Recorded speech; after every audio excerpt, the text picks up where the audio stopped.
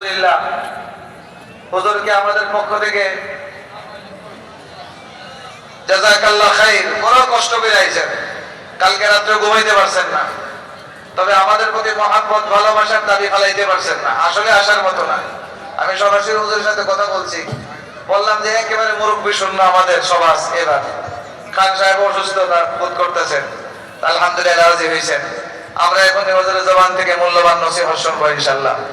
আমি হযরতকে আমাদের মাদ্রাসার কমিটির পক্ষ থেকে, আয়োজকদের পক্ষ থেকে, দেশবাসীর পক্ষ থেকে হযরতকে মূল্যবান নসিহতের জন্য আমি অনুরোধ করছি। ভাই আপনারা বসেন না, ইস বসেন না ভাই, আদবের তো ব্যাপার আছে, সুন্দর করে বসেন।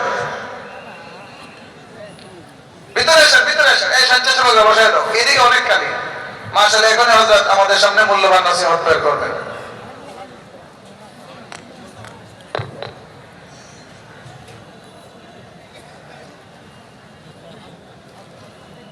আল্লাহ জাল্লা জালালুহু আম্মা নওয়ালুহু উপস্থিত অনুপস্থিত সব ভাই বোনদের সুস্থতার সাথে নেক হায়াত দান করুন।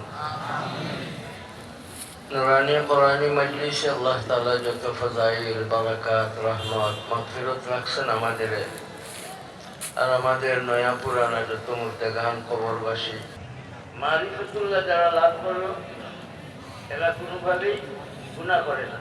কেন করে না? একাও করে না, দোয়ার লাগাইয়াও করে না, জানালা বন্ধ করিয়াও করে না। ইউসুফ আলাইহিস সালামের কাছে জওয়ানির সব কিছু মওজুদ।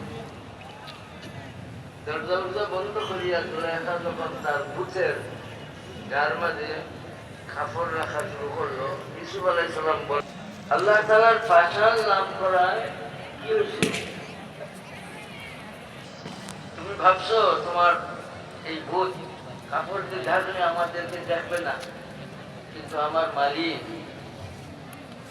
তোমার দিলের মাঝে কি আছে সেটাও জানেন। শক্তির কাজে লাগেছে, কাজে লাগেছে। বোঝা গেল গুনার কোনো কখনই আমি পৌঁছে গেছি। গুনাহ করার জন্য যদি কেউ আমাকে বাধ্য করে, আমি নিয়ত করে বসে থাকলেই চলবে না।